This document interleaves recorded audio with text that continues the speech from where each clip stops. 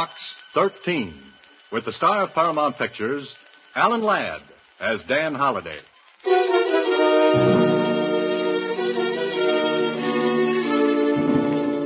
Hey, look, boss. Look at this. An ad in the Star Times out-of-town newspaper. Yeah. Box 13, Adventure Wanted. We'll go any place, do anything. Well, this looks like the right answer, Tony. Yeah. I think I'll write a letter to Box 13. The letter was postmarked from a city in Nevada. It came airmail, special delivery to Box 13 and me. It sounded like a great chance to grab a change of scenery and maybe a little fun. Fun? Brother, how wrong could I be?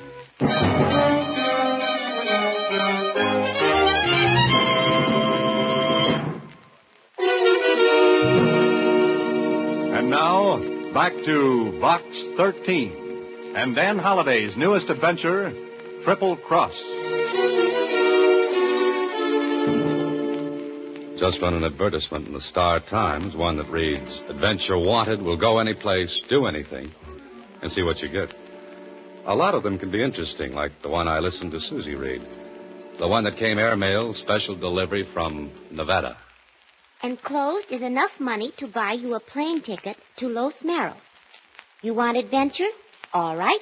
Come to Los Meros, register at the Paradise Hotel. Wait in your room until you're contacted. And that's all it says, Susie? That's all, Mr. Holliday. There's not even a signature even. It's what's called an ominous letter. What kind of a letter, Susie? Ominous. That means it's not signed by anybody. The word you mean is anonymous. Oh. But you could be right after all. Well, Susie, lock up the office and look for me when you see me with a new plot and a nice tan. A new plot and a nice tan, I said. I got the plot, but the tan almost turned into a beautiful white pallor, the kind that goes well with lilies. The plane trip was smooth. The trip from Airport to the Paradise Hotel was nice and easy. And the hotel itself? Well, it was the only one I could remember that looked like the ads in the travel folders. Oddly enough, there was a room reserved for me in my name. Okay, somebody checked and found out who I was. I explored the suite, thinking maybe I'd get a lead on what this was all about. But it was just a fancy set of rooms, all newly decorated. I sat down, and then about a half hour later... Come in. Message for you, Mr. Holliday. Oh, thanks. Here you are. Oh, thank you. Just a minute. Who gave this to you? A man, sir. What kind of a man? What did he look like? Oh, just a man, sir. Oh, I see. A head, 2 eyes, nose, 2 ears, and a mouth. That his description? Yes, sir. That's exactly what he looked like. Good. Then I'll know him when I see him. Oh, did he ask for an answer? No, sir. He just told me to bring the envelope to you. Will that be all, sir? Oh, yes, thanks. Well, 2 $100 bills. And a message that said, buy a red carnation in the flower shop and put it in your lapel. After dinner, go to the casino roulette table, buy $200 in chips and put them on number 18. If you win, walk away, wait 10 minutes, and put half the winnings on number 22. After you play, wait in the casino.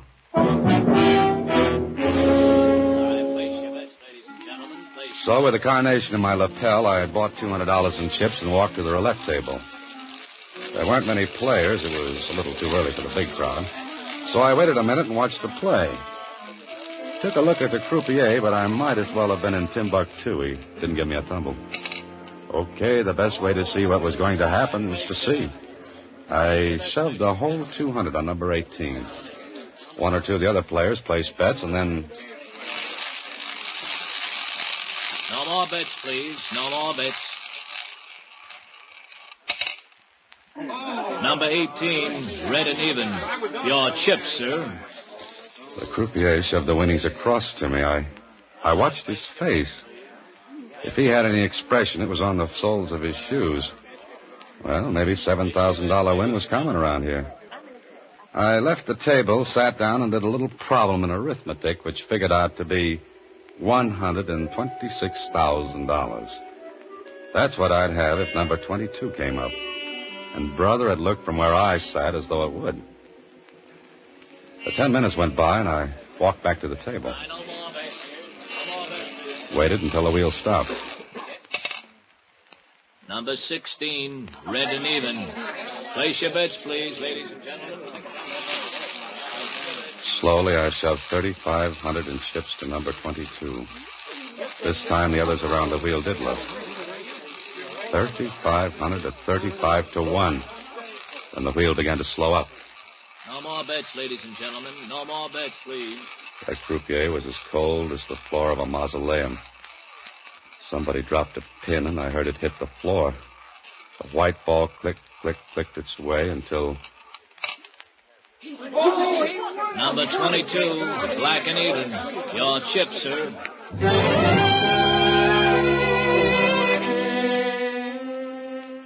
I cashed in the chips, and there I sat, with $126,000 tucked away in my inside coat pocket.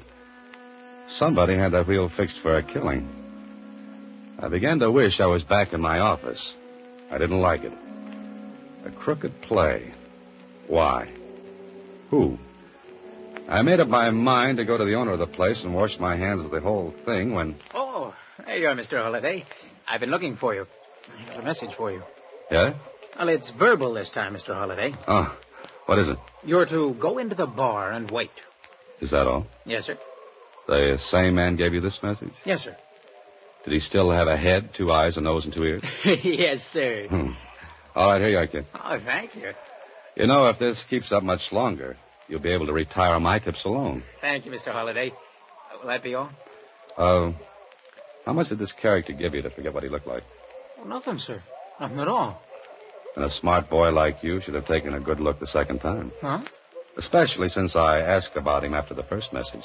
Oh, he was big, dark, a little mustache, and had a little white scar over his right eye. Would you take $5 for that information? That's all right, Mr. Holliday. No charge for that service. Good boy. I'll see you later. Yes, sir, Mr. Holliday. I walked toward the bar, wondering what was coming next. I didn't like that fortune burning the cloth in my pocket. The bar was like my suite. Fancy, rich, and expensive. I climbed up on one of the stools, and the bartender came over and... Yes, sir. May I serve you, sir? Got any ginger ale? Yes, sir. What with, sir? Oh, by itself. Just a glass of ginger ale. Just a ginger ale? Oh. You see, I like the bubbles. Champagne has bubbles, too. But they're still around the next day. Just a ginger ale. Yes, sir, of course. Excuse me, is someone sitting here? Oh, no, I don't think so. Thank you. Here you are, sir. Ginger ale. Thanks. The usual, please. Okay. Yes, sir, may I? You got a light? Of course. Thank you. Don't mention it. Here you are. Thanks. Why do you drink ginger ale? I like it. Why do you drink martinis? Same reason, I guess. It's a brilliant conversation, isn't it? Well, I've heard better. You're not very friendly, are you? A Boy Scout is always friendly. And does good turns. So I hear. Do you want to be helped across the street? All right, I'll shut up. I took a good look at her. There was something scared looking about her. She was nervous. Well, so was I, because the minutes were passing and I still had that money. And I wanted to get rid of it. But I wondered about the girl, whether she had any part in this. I watched her out of the corner of my eye. She picked up her bag, reached for a lipstick, and then... Oh, clumsy. So it's true what they say about women's handbags. You get the stuff on the bar, I'll pick up the kitchen sink off the floor. I'm so sorry. Did the powder spill on you? No, it's all right. Yeah. Here you are. The mirror didn't break, did it? Nope, you're still good for 7 years more. Thanks. Thanks ever so much. I told you I was a good Boy Scout. You have a nice smile. Want a toothpaste commercial to go with it? Don't be nasty. I'm sorry. I guess I'm just as nervous as you are. Let's talk about something else. She chattered away. It really is. I listened with half an ear. Once in a while, threw in a yes or a no. And the clouds began to gather. The mirror at the back of the bar went back and forth.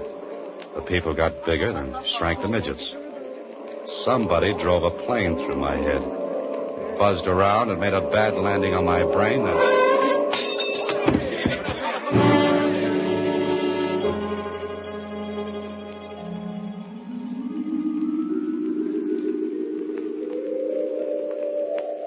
There you are.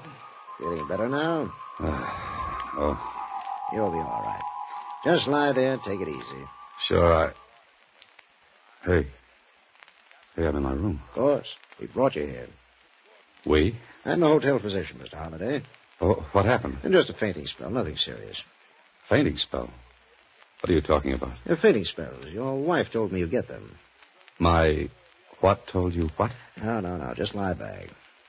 Whose wife said what? Your wife. She's got to have a prescription filled. Now, listen, Doc, Hand me my coat, will you? It's better if you lie here. It's better if you hand me my coat. Give it to me. Oh, very well. There you are. What's the matter? Was my wife in this room? Of course, she came up with me. Uh-huh. Doc, what would you do with $126,000? What? 100? That's an odd question. What would you do with it? I don't know. Because I haven't got it anymore.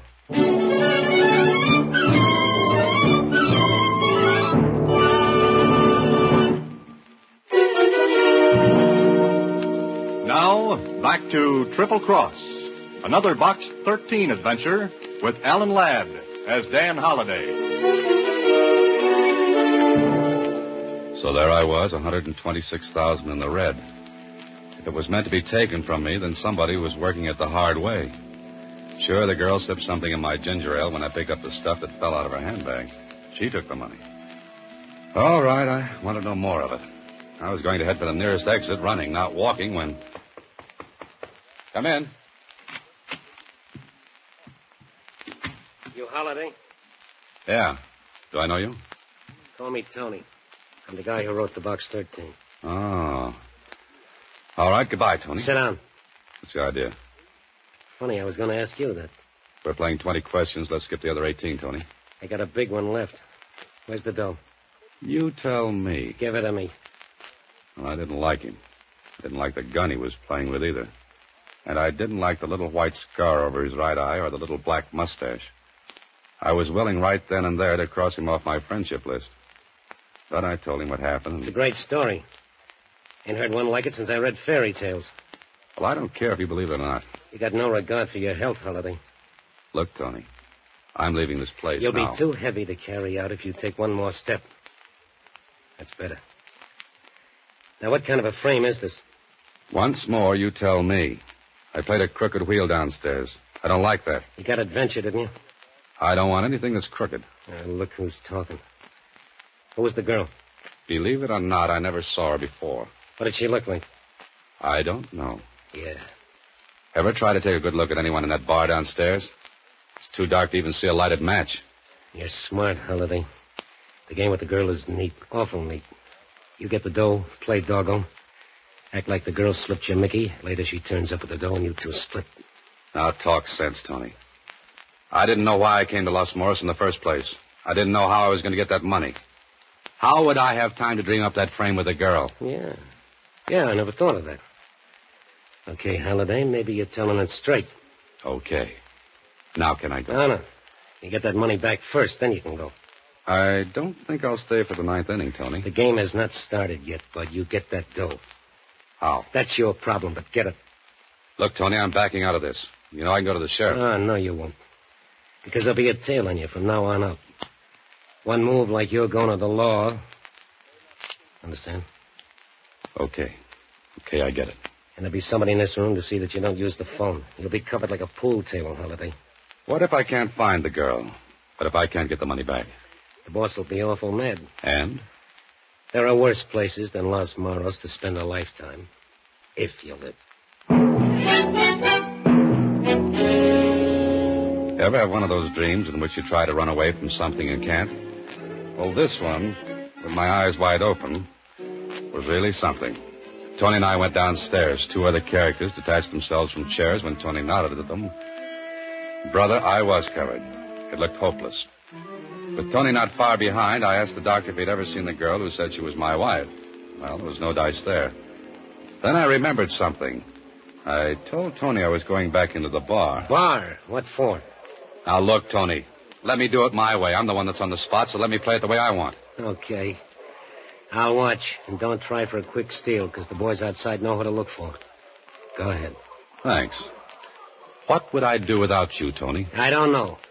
Because you're not going to be without me. Remember, I'll be watching.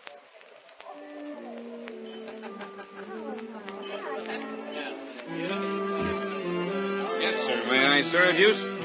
Wow. Feeling better, sir? Well, much. Where were you when I fainted? At the other end of the bar, sir. Oh, yeah.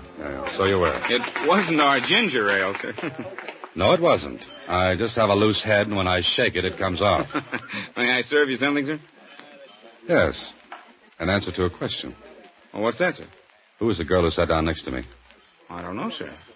Oh, yes, you do. I beg your pardon, sir. Quit the sir business. You knew that girl. Why do you say that? Because when she sat down, she asked for the usual, and you brought her a martini. And you said okay when she asked you. What does that prove? The martini proves you knew who she was. The okay means she wasn't a guest of the hotel. No bartender as polite as you are would say okay to a lady guest. That makes sense? Why do you want to know who she is? Does that make any difference? Yeah, because I wouldn't want to see her in trouble. I'll try to keep her out of it. I won't tell you. Ever see a picture of Alexander Hamilton? What are you talking about? Well, here's one. And funny enough, it's on a $10 bill. In fact, his picture's on all 5 of these bills. Yeah. Her name's Kathy Lee. I think she has a place at the Las Palmas courts. Thanks. Put these pictures in frames, will you?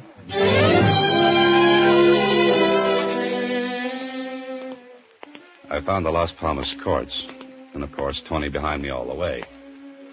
The name list in front said Kathy Lee lived in number 8. I looked around before I turned in the walk. Yeah, Tony was closer to me than varnish on a tabletop. I found number 8 and stopped for a second. Looked for a phone line, but there wasn't any. I knocked at the door. No answer. I tried it again. Then I heard Tony whisper from the shadows. Try the door, Holiday. I did. It was unlocked. Tony coached from the sidelines. Go on in. I went in and closed the door behind me. It was dark. I decided to risk a call. Kathy? Kathy? Kathy Lee? She wasn't there. I fumbled my way to what felt like a dresser and a lamp. Turned it on, and what I saw made me turn that light off fast. What's the matter? She's dead. What are you talking about? You heard me. She's dead. You sure? Well, go in and look. You go back in and look for that dope. Go on. Now, look, Tony, I don't know any more of this. That poor kid's dead. Murdered. I want you to call the sheriff. No, you don't. I said you go back in there and look for that dope. You look for it. Leave my fingerprints all over the place. Now you go back in there and hunt. Don't be a sap. Whoever killed her took the money. Don't you see that? Maybe. But we'll play this angle all the way. Now stop talking and get in there.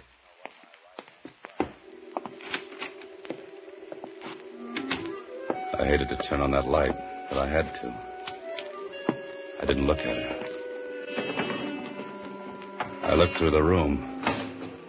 Then I found something. A plane ticket to San Francisco, leaving that night. And a boat ticket for South America.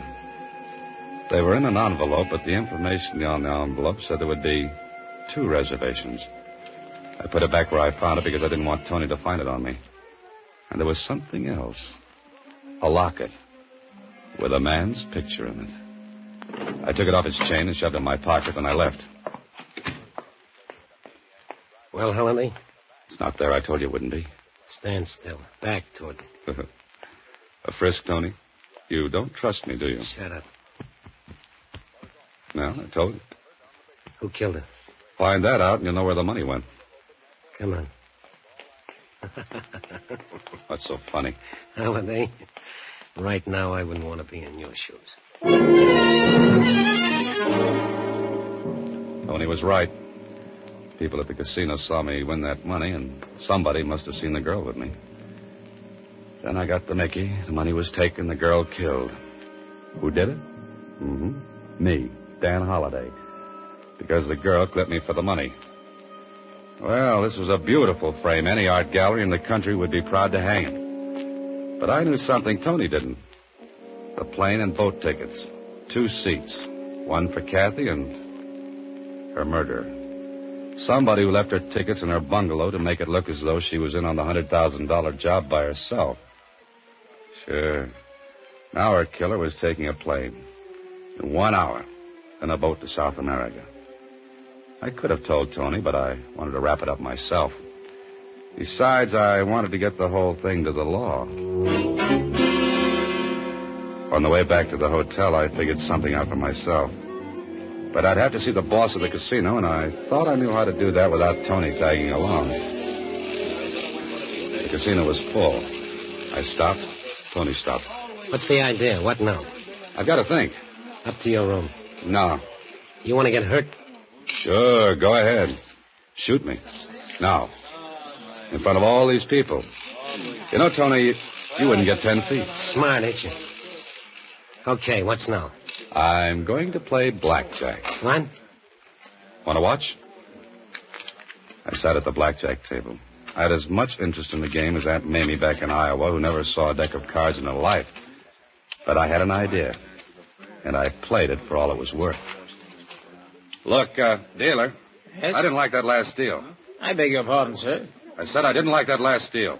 Well, return your money, sir. Never mind the money. Who runs this place? Hey, what is that guy trying to pull on over there? It worked. In 3 seconds, I was surrounded by muscle boys, and Tony was hotter than a New York sidewalk in August.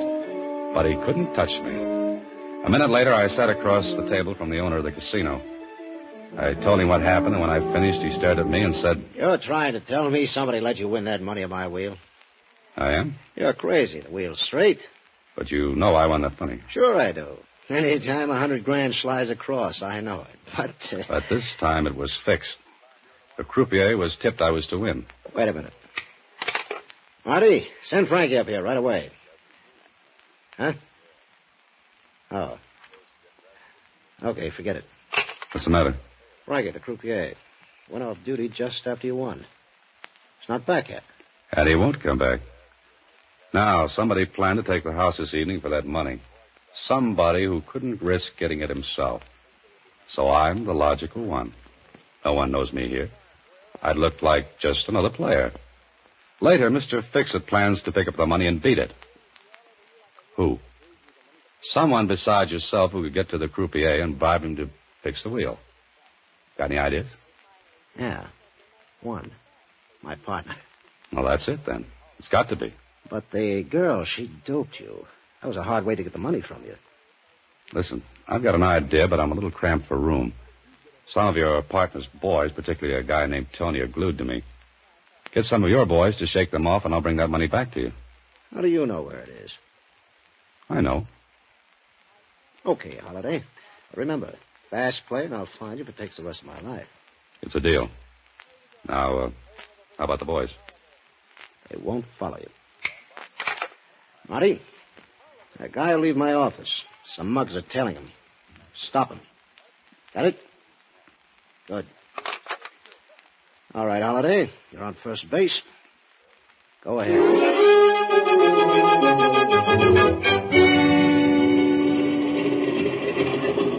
I was sure he'd be at the airport, and I wasn't wrong. He was sitting in the shadows on the outside.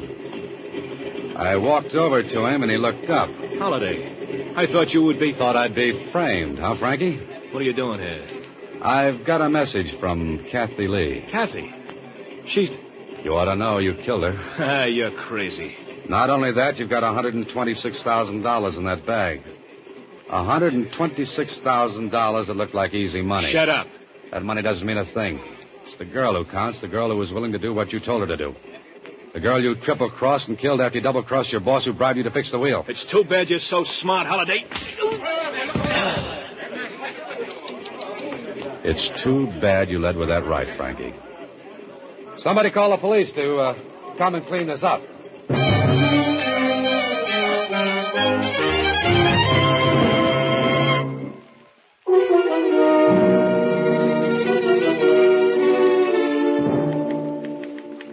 The croupier was... Oh, please hurry, Mr. Holliday. I want to hear the ending. All right, Susie, all right. What do you want to know? Well, how did you guess that Kathy Lee was the croupier's girl? Well, her locket had his picture in it. Oh, they should have given you the money as a reward. No, thanks, Susie. They can have it. But there's one thing I don't understand, Mr. Holliday. And that's? You didn't get a tan at all. You're just as pale as when you left. Oh, $126,000. A murder and a tan, too, she wants. Good night, Susie. Next week, same time, Alan Ladd stars as Dan Holliday in Box 13.